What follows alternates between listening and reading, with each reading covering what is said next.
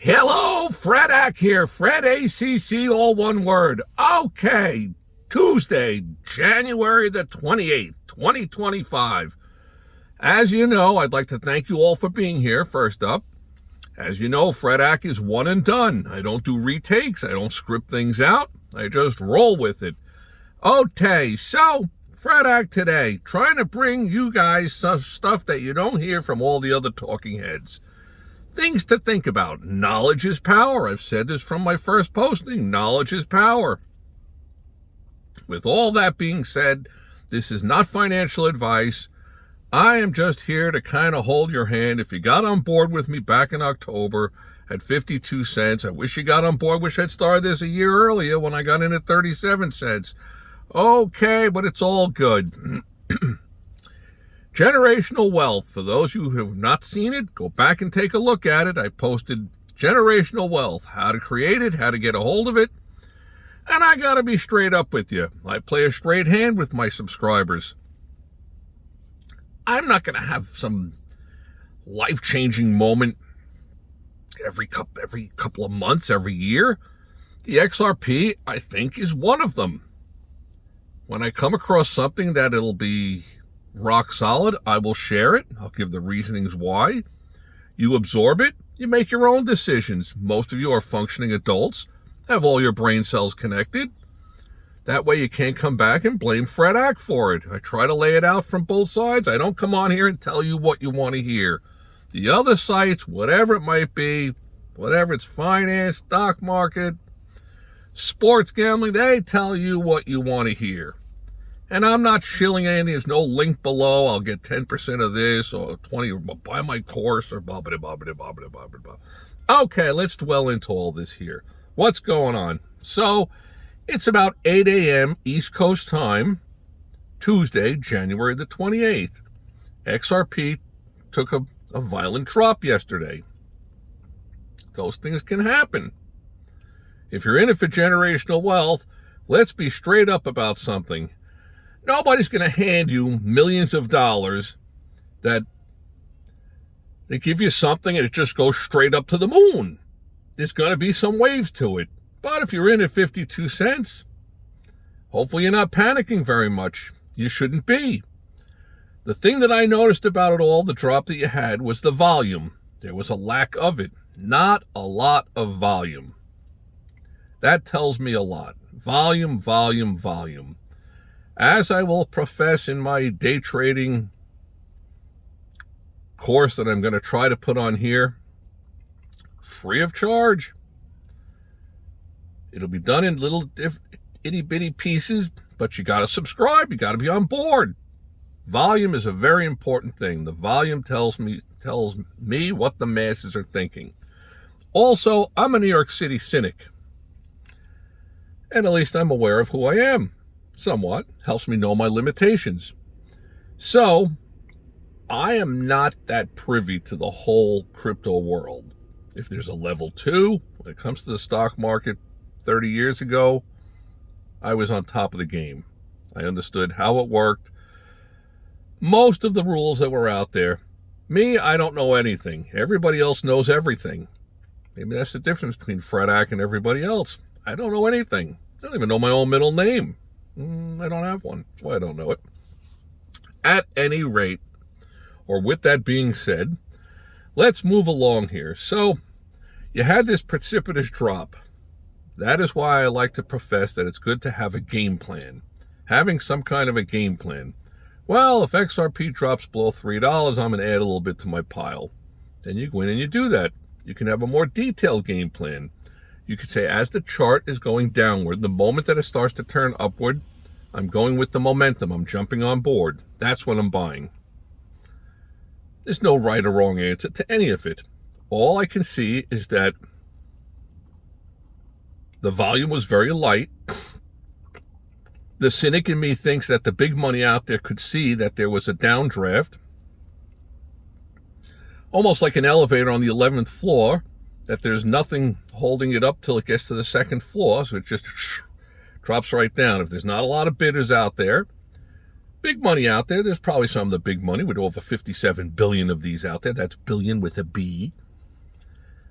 There's probably some entities that own 4 or 5 billion, 2, 3, 2.5 billion. So to hit the sell button for, I don't know, 300 million of these just to see a drop down and try to pick up a lot of loose pieces, it's something that they think about. The big money has advantages that you and I don't have. Let's be straight up. That's how it works in the stock market. The game is somewhat rigged for them, somewhat, but there are ways to even the playing field, which is what Fredak is going to try to share with you on my Day Trading 101 tutorials. I'm going to post one in the next couple of days about options. Why? I don't believe in them. I think they're a bad move generally. But that's neither here nor there.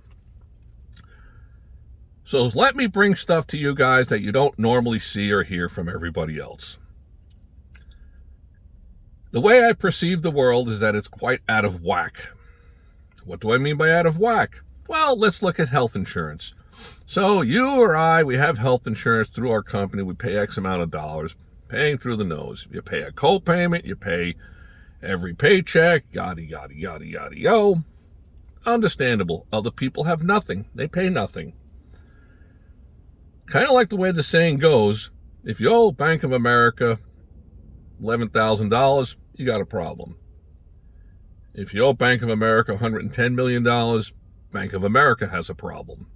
Okay, so if you have absolutely nothing, you stroll into the emergency room and you got something wrong, God forbid you broke a bone or this or that or whatever, you need a surgery, you get this outrageous bill, you really don't care. Probably because you can't get blood from a stone, you're not getting anything out of them anyway. But if you notice, the people that have health insurance, you go to the emergency room or you go to the doctor, you pay a co-payment, they do whatever the procedure is, then you get these physical papers in the mail that say, so-and-so General Hospital charged $27,681 for all your different stuff. We allow $14,283. So it's way less than the amount that they're billing for.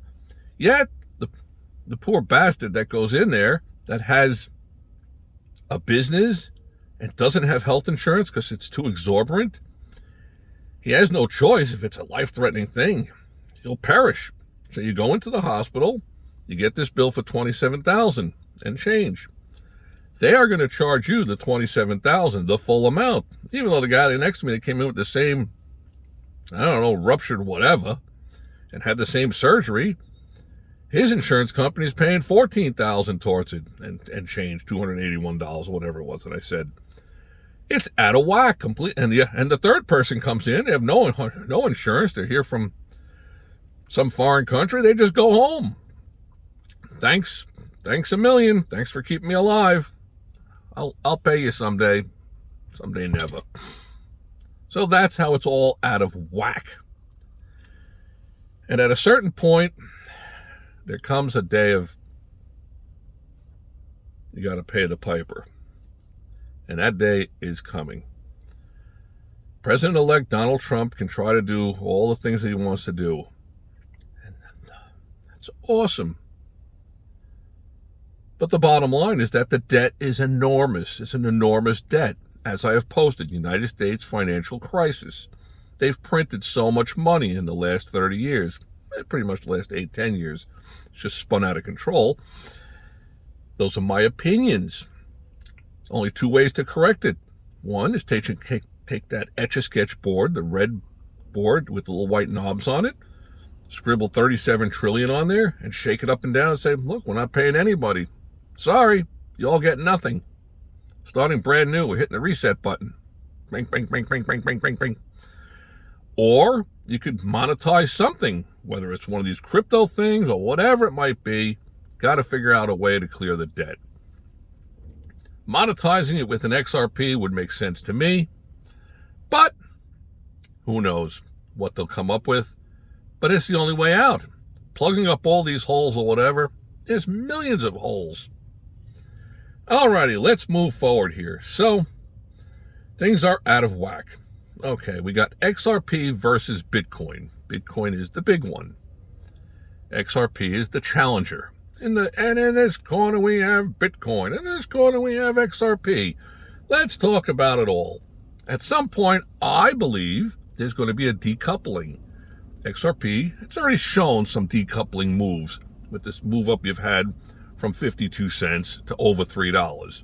And it's bounced right back from $2.80, excuse me, right up over $3 and holding.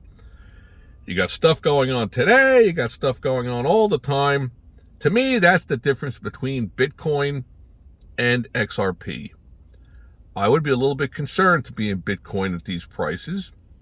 Could it go higher? Of course. Could it go lower? Of course. Same thing could happen with any of these different things, whether it's stocks in the stock market or crypto coins, whatever it might be.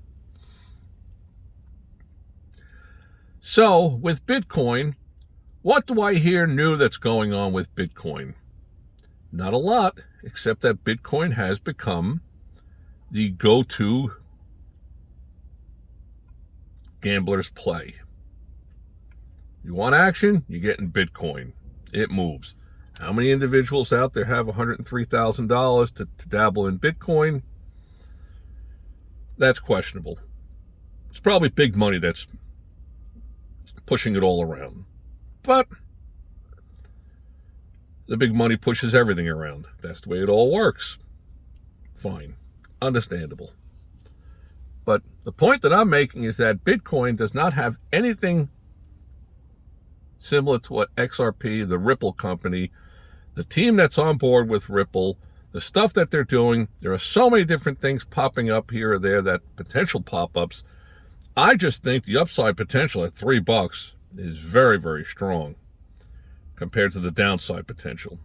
And I've already suggested on United States financial crisis, the first one to put it out there. Others are starting to, maybe they're watching Fred Ack. I hope they are. Hope you subscribe, watch all the different postings.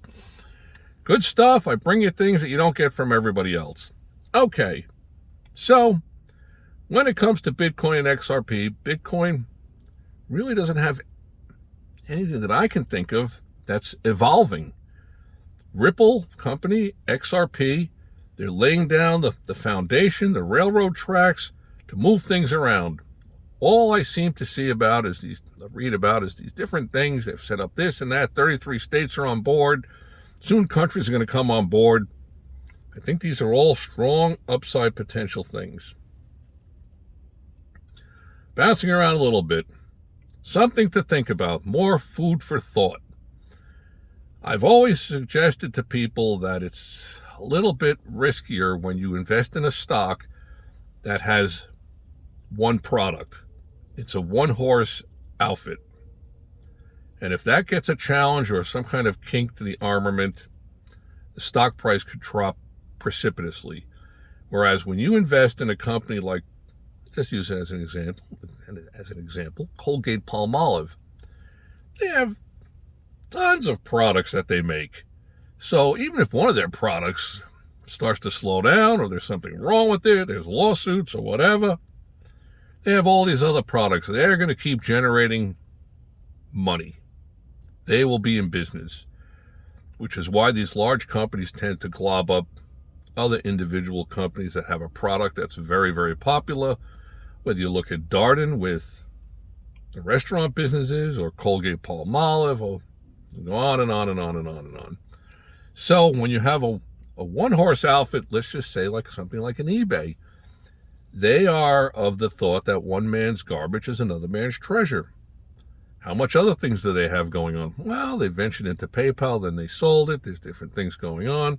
But pretty much if they get challenged by something like a Microsoft or a Google with some kind of online auction,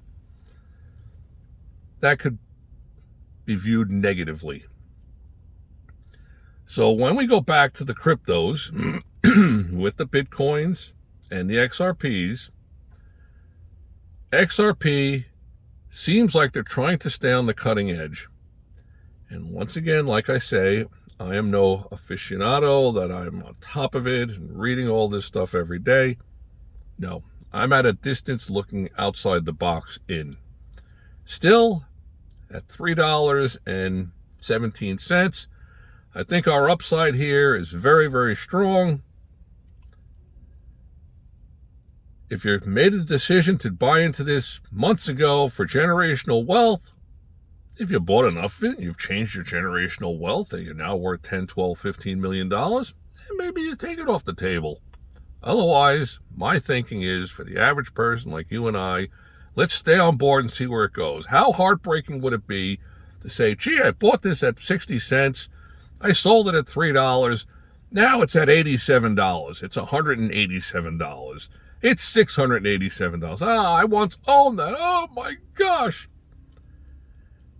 I also made a posting on here about how to scale out of things if you want to continue to own some of it. Continue selling 10% at a time, 10% at a time, 10% at a time. Nobody goes broke taking a profit. I've said that many times. Knowledge is power. I've said that many times. With all that being said, I've given you a lot to think about today. We're going to post something about options, why I don't think that they're a good move in the financial world for a number of reasons.